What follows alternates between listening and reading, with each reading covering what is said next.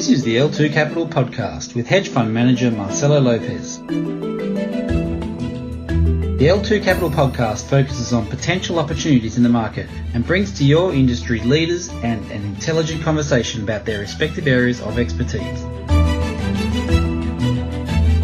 And now, here's your host, Marcelo López. Hello everyone and welcome to the L2 Capital Podcast. I have the pleasure to talk today with Bill Fleckenstein. Bill is a professional money manager with over 30 years of experience in the financial markets. You can follow his thoughts and commentaries on fleckensteincapital.com. So Bill, welcome to this program. It's a pleasure to talk to you. Well, thanks for having me. Let's firstly talk about your newsletter and how new subscribers can benefit and learn from your market commentaries. Can you let us know a little bit about it? Well, I started writing the column in 1996 as just kind of a lark. Some guys I know started an internet portal, which is kind of a quaint thought now, and so they wanted to have some sports and finance, and they had a couple of big time sports writers. So I said, okay, I'll give it a try. And basically what it was at the time was I would just kind of describe what was going on in the market. That was when the, internet was just becoming available to everyone and internet communications was starting to happen. So I was just curious to see how it was all going to go. For a while, the column was published at the street.com and at Grants. And then in 2004, I started my own website. And really what it is I kind of describe what's going on in the market that interests me, that I think might matter. There have been a lot of days when there's nothing interesting going on, and I don't try to pretend that there is. And I kind of talk about the things that I do when I do take action, which is not very often. And then there's a Q&A segment to the site where I answer questions for people. And I priced it so that anybody could afford it. It's, $10 a month, $120 a year. So anyway, it's a Q&A and a market column. And, a lot of times I get into things that are really interesting to me, and then there's a lot of times when not much is going on. So anyway, that's what it is. Brilliant. Thank you. So, Bill, I'm going to jump straight into it. This weekend, we saw a drone attack causing havoc in Saudi Arabia, affecting the production of 5.7 million barrels of oil a day. Now, in your opinion, how would this impact the markets going forward? Not only the short-term view, but more structural changes that might happen. Well, it's sort of a two-pronged issue. Number one is, what does the higher price do to the world economy? And part of that is going to be a function of how long this goes on, what sort of retaliatory steps Trump takes, if any, how effective they may or may not be. So for instance, if we were to strike back at Iran and, we scored a bullseye, whatever that is, it could be quite bullish for the world. If we, just stirred up more trouble, it could be a protracted mess. And I'm talking now more, I shifted more from a geopolitical standpoint. I don't think there's been a lot of geopolitical risk premium in any market, except for things that were associated with the trade friction. So we might have higher oil prices, which would impact economies, and also, a ratcheting up of geopolitical risk and angst and things like that. It's kind of hard to say because we don't really know, like I say, how this is going to play out, what Trump may do, how effective it may be. It definitely means that in the very short run, risks have become elevated. Obviously, the U.S. stock market, I didn't spend a lot of time looking at other markets today, but U.S. stock market shrugged it off as it shrugged off almost everything, in the last decade and certainly in the last few years. But I don't know that is necessarily a good indicator. I think that in some ways the U.S. stock market's kind of been anesthetized by free money and momentum strategies and things like that. So anyway, I don't think we can tell just yet how serious the ramifications of this will be, but in the short run, tensions are going to be much higher at a minimum. Interesting that you mentioned risk, because stock markets are hitting new highs despite all the risks we are seeing, trade wars, over-the-top valuations, European banks, etc. So do you think this bubble is caused by algos and passive investing, obviously with the help of the central banks? Well, yeah, I think it's in reverse order. This is the central banks. It's the central banks. And sort of the lunacy of the day, if you will, although there's a lot of them, is partly the belief that these computers can somehow do all these marvelous things and it'll all work out and you can have all these passive funds and ETFs where people think there's massive liquidity when the underlying securities may not have liquidity. So the central banks have created an environment where they've distorted everything because they've forced rates to zero and below, which has distorted every asset market in the world, some to a larger degree than others. So then when you throw in algos, then you get this odd mix and they wind up solving for momentum, it appears. And so they all do the same thing and it all goes along well until it eventually blows up. And there's so much of this, it's just complete silliness that at some point it will implode. I don't know when, but it's completely a construct of the central banks. You know, people forget that from 29 until after the 1929 stock market crash in America, there were no major stock market bubbles until we had the one in Japan that culminated in 1989, and from which they still haven't recovered. You know, then Greenspan created a stock bubble, and they tried to fix the fallout from that by the same medicine, only more intensely. We wound up a real estate and leverage bubble, and that blew up. And then they tried to fix that with the same medicine that caused that problem. And now we've got this. And of course, the ECB and the BOJ and the SNB and the DOE, they're all involved doing the same crazy stuff. And so you've got the world markets really aren't markets. They're kind of like administered, administered pricing, so to speak. And, it's gone on so long that people that speak disparaging of it, like I just did, are deemed to be crazy because somebody would say, well, you could have said that 3 years ago. And you know what? I could have. Sure. The difference is now, I think we're finally kind of getting late in the game because I knew I closed down my short only fund. I ran a pretty good sized short only fund until early 2009 because when they started QE, I realized that would make it really difficult. I was really running the short fund that I did. I was really focused on what the Fed did because I had learned that the Fed policy, my short fund I started in 1995. So I was really in the meat of the central bank, what I call the interventionist central bank era started by Greenspan, although it's gotten far, far crazier. In any case, I knew when they started QE that it'd be impossible to make money on the short side for some time. And so I just didn't want to fight them and I just gave the money back. And now I didn't realize that it would take at least a decade and the stock market would, triple or more in that period. But now we're kind of getting late in the day. The ECB never was able to raise rates. So that demonstrates that policies do not work. I mean, you can't have policies and call them effective when you can only go one way. I mean, that's basically drug addiction, right? If you can take it, if you can't stop taking a drug, you're addicted to it. And so Europe's demonstrated that these policies don't work. You can never leave these willingly. And if you keep on taking them, they'll kill you. Yeah, right. So now I always felt, although I didn't think it would take this long, that the moment in time that would be important would be when the central banks were forced to up the programs. I didn't actually even think the Fed would be able to raise rates. They were actually able to do it for a while, but obviously the BOJ, no one else did what we did. But so in the aggregate, if you just look at collectively, the central banks really couldn't raise rates. I mean, yes, the U.S. did a bit, but so it's not debatable these policies don't work. I mean, yes, they cause speculation. Yes, they move asset prices, but they don't do what they were intended to do. And what they were intended to do was to foster legitimate GDP growth. Now, these guys at the central banks are so moronic, they don't even know what they're trying to do because they say, we want more inflation. Well, they don't want, maybe they're really that stupid. I don't really think they want more inflation. They've got this crazy idea that if they generate inflation, it'll create growth. Now, growth can sometimes create inflation, but inflation never creates growth. Sure. And it all got scrambled up in the 2008 debacle because they were talking about they didn't want deflation. What they didn't want was a depression. And if we'd have had a depression, we would have had deflation. But throughout history, before the central banks became activists, periods of deflation occurred and it wasn't the end of the world. And there were lots of booms and busts to what happened in the late 20s. Anyway, they had this wrong-headed notion that we must the business cycle at all costs. And anyway, here we are today. So my point is now we're starting to get to the point where they're having to admit the policies didn't work. I mean, Powell quit QE early, not that early, but it was still early. Now they're back on the easing program, so they didn't get very far. So the question is, if they don't get the response from the markets and the economies that they're expecting to, which they probably will not, then when are people going to start to say, hey, do these policies really work? And if you start to get the psychology, if the psychology starts to shift from these central banks are extremely capable and can get the outcomes they want to, Jesus, these guys don't know what they're doing. These policies don't work.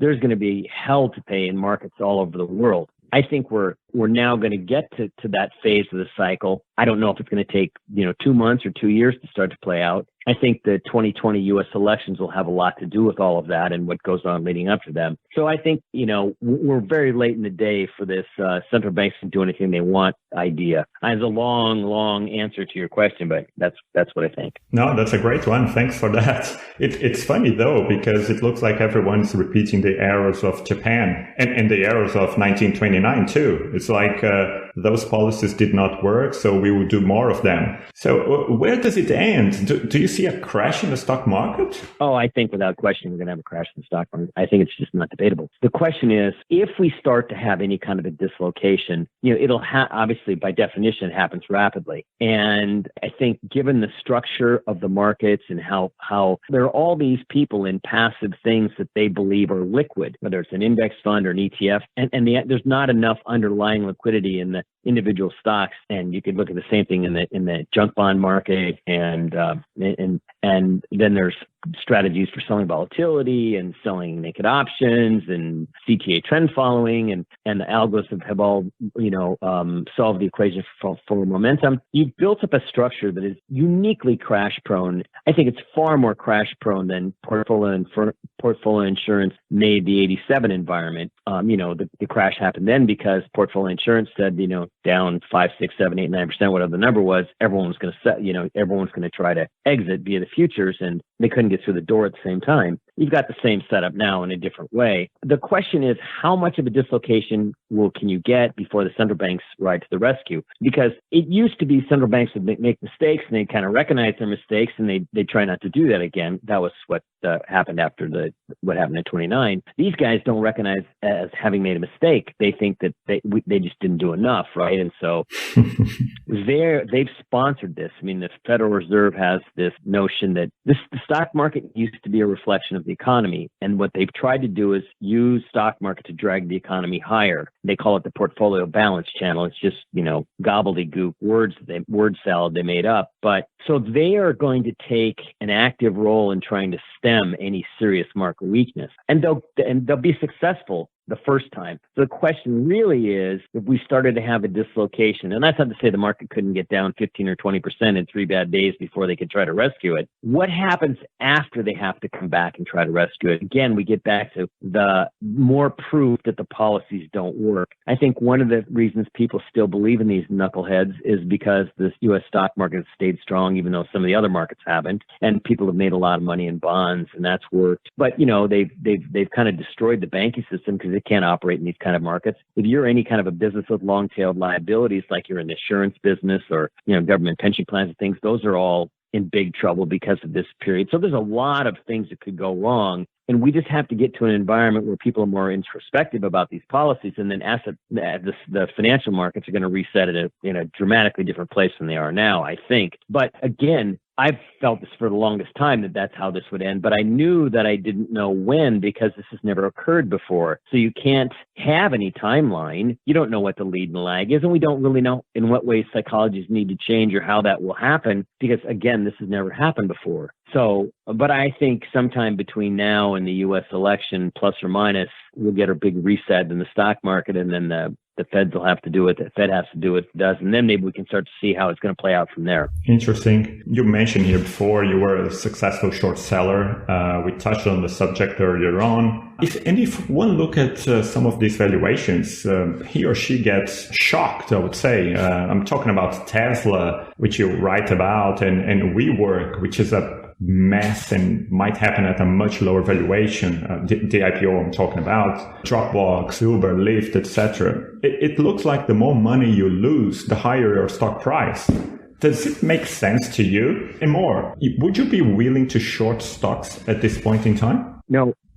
No. It's I haven't been short, even though I thought that there was a lot of reasons things, the prices make no sense. But that doesn't do you any good. You cannot. High prices don't mean that the prices are going to go down, especially when high prices get goofy. Then they tend to get goofier or much goofier first. Sure. So the reason why these crazy valuations have occurred of those things is because the world is desperate for growth. And so in a low growth environment, which we've been in and are going to be in, anything with growth looks really attractive. The same thing happened in the late 60s, the end of the 60s into the 70s in America. We had the one decision Nifty 50 stocks where the companies had PEs of 50, 60, 70, or 80. That seemed high then. Obviously, things are crazier now because you have companies that have multiples of sales nearly that high. Not quite that high, but on the other hand, it is sales, not revenues. So they're trying to get growth, and they believe because Amazon achieved scale of growth, and then they started making money, which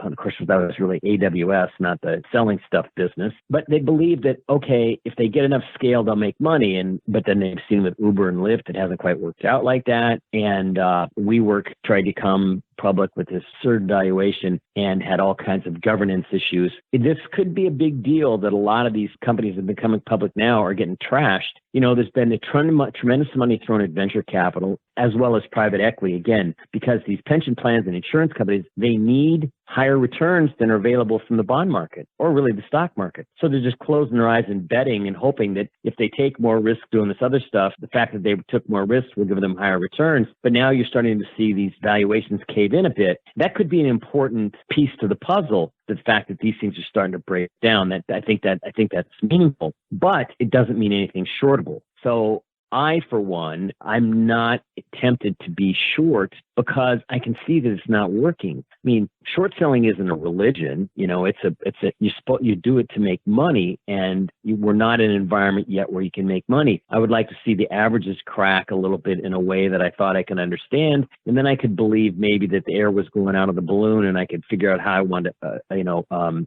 set my, my risk parameters of where I would, cover stuff. I mean, short selling risk management is extremely important. Sure. I'm not talking about people. There are a lot of people that run long short money, and I'm sure that some of them are very good, but I think a lot of them are doing it just because they get paid more for doing that. And I see the kind of shorts that people are in, and it's not going to work. It's not going to work the way they think. I mean, running a short book is very tricky, and I think you have to have you have to really very disciplined about trying to control the risk and all that kind of stuff. I don't see the things that I would want to see to be short. So I'm not short. Having said that, yeah, I am short a little bit of Tesla just because I think the risk of getting run over is low. And I'm short a little Micron. Neither of those ideas have worked particularly well lately. I don't have very big positions. They're actually quite small. But I figure if I can't make money on those two things, then I'm not going to make any money on anything else. And I sure don't want to go after something with a lot of potential, imagination component. That's what Tesla was so dangerous for a long time because it had a huge imagination component, even though demonstrably on the surface of it, it was a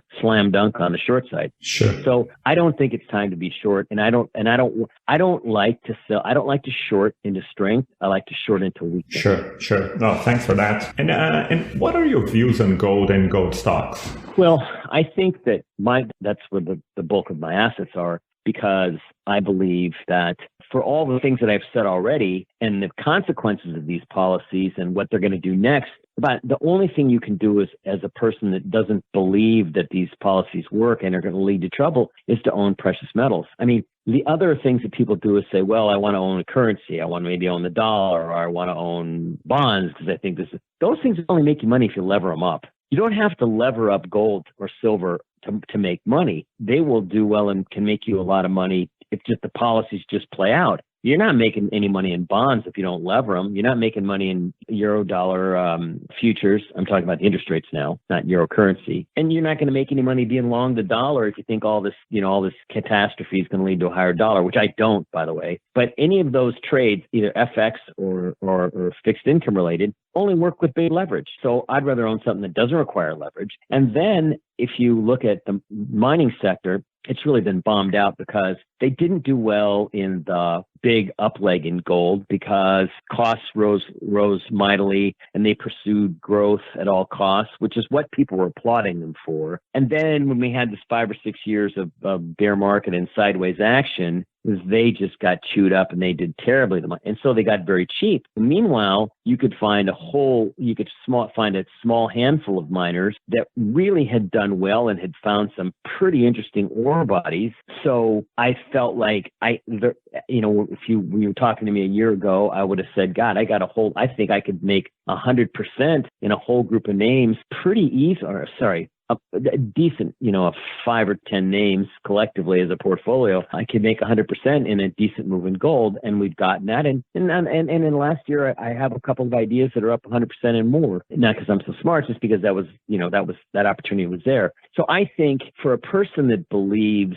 anything that what you and I've discussed, I don't think there's any other way you can express your viewpoint that the policies are going to lead to trouble and make money without taking a whole lot of risk. I mean, I'm not saying the miners and the metals don't have risk; they do, but I think it's more manageable than a levered position in one of those other asset classes I mentioned, or trying to be short stocks or anything like that. So I think that there's an extraordinary opportunity in precious metals. And if you look at the sorts of guys who've been successful in the past, really successful, there's a whole compendium of guys from different walks of life that have been very successful for a long time, which means that they didn't just get one thing right. They got lots of things right. So in no particular order in the last, say, 6 months, a year, you could talk about Paul Tudor Jones or Dan Druckenmiller, who have been bullish on gold. Paul was quite bullish and correctly said that when it trades through, 1,300, it's going to trade to 15, and it did. And Sam Zell, a real estate operator, never bought gold until about a year ago. Mark Mobius, who's been a very successful stock market guy. Kirill Sokolov, who writes a really interesting letter. I could go on and on and on. Lots of people. But what I'm trying to do is give you guys from different disciplines, one from stocks, one from commodities, one from all things, who have been very successful, and they all have the same viewpoint. Now, that doesn't mean that will be right, but for a person who's listening to this and trying to weigh, does it make sense? If you look at the quality of the guys who think that it does make sense, you got to take your clues from someone. I share an interesting factoid. In the 20 years from September of 1999 till September of 2019, gold outperformed Berkshire Hathaway by a fair amount. Now, to be fair, that's a lucky pick of a start date and an end date, right? We could pick a bunch of others that would not fare so well. My only point is, Warren Buffett is a well-known skeptic of gold and made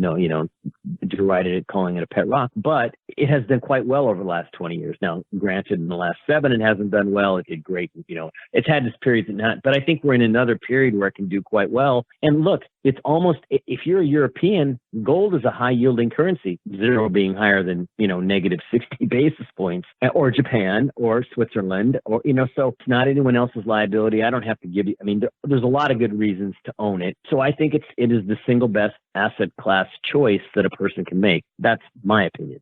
No, thanks for that, Bill. I totally agree with you. Now, back to the macro picture. Do you have a view on what the most likely outcome will be in the trade war between the US and China? And just to ask another question on the subject, the slowdown in China has been in the news for a while now. On top of the debt and the bank problems, there are serious protests in Hong Kong. Do you expect something to happen, maybe a currency devaluation in China? I think it's very difficult to have a strong opinion on China for a Westerner, especially if you don't spend all your time on it, which I don't. I decided a long time ago that I could never get any kind of an edge on China, so I wasn't going to try to have a big opinion. I think as to how it's going to play out, you see, the hard part is we have Trump, who is willing to change his mind pretty regularly or emphasize one thing over another thing and change his mind about what matters. So he's unpredictable. I do believe that he has the country's interest at heart. Having said that, I don't know what that really means, because I think if push came to shove,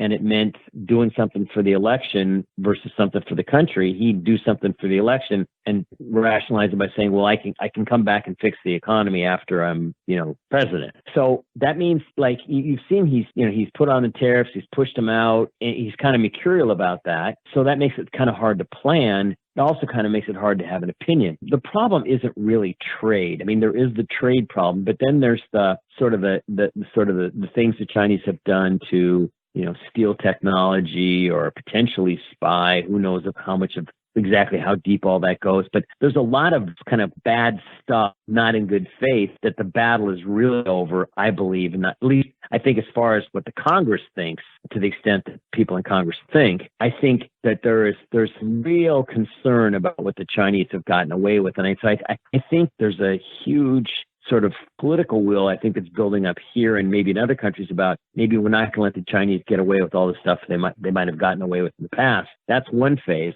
Then the trade war part is something else. I don't see how the Chinese would feel pressure to do a deal. I think if we don't have a deal and we get into 2020, I think Trump would be more likely to want to do something cosmetic just to be able to declare victory and maybe try to goose the stock market. And I think the Chinese probably know that. So I don't see why they would give in on anything that's important. So it doesn't seem, and so they probably think the time's on their side. And I think they're probably right about that. So I don't see anything coming there. I think Trump's going to keep doing what he's been doing unless he thinks it's in his best interest to change that. So it's very hard to handicap it. But again, I don't think it's just about trade. Trade is one topic, but changing China's behavior as to how they approach some of these things, I think is the part that's going to turn out to be much trickier. Sure. So I don't think there's going to be any good news on that front anytime soon at all. And the fact the stock market's acting like there is means that's just another risk that's not priced in. Sure.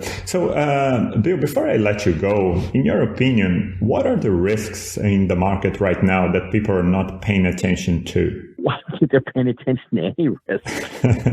I mean, it doesn't really seem to make any difference in the stock market. They go up no matter what. I mean, I've already listed a bunch of the risks. I mean, there's the liquidity risk. There's I think that there's could be risk associated from, banking system risk in Europe. Who knows what the bad marks in some of these venture unicorn things could be. The prices are ridiculous. There's there's not really any underlying liquidity in the market if this whole passive group of people people who invested in passive vehicles decided to take money out. So, I mean, and then there's the fact that the world is slowing down. We could easily we're probably heading into a recession. It will certainly be exacerbated if we have a break in the financial markets. So I don't think any risk you can think of is priced in. Sure.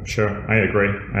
Listen, Bill, once again, many thanks for coming to this program and sharing your views with us. It was a pleasure to talk to you. Well, it's my pleasure. It was an enjoyable conversation. Thank you very much. I'll talk to you soon. Okay, great.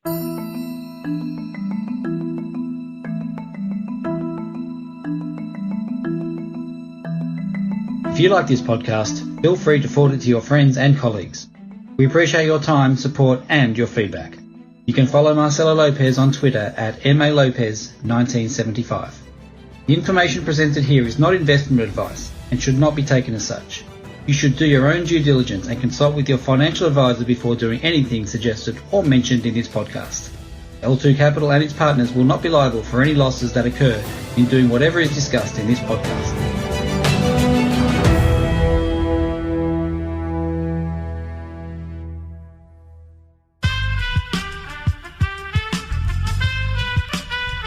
This podcast was edited by Aerolitos Smart Edition.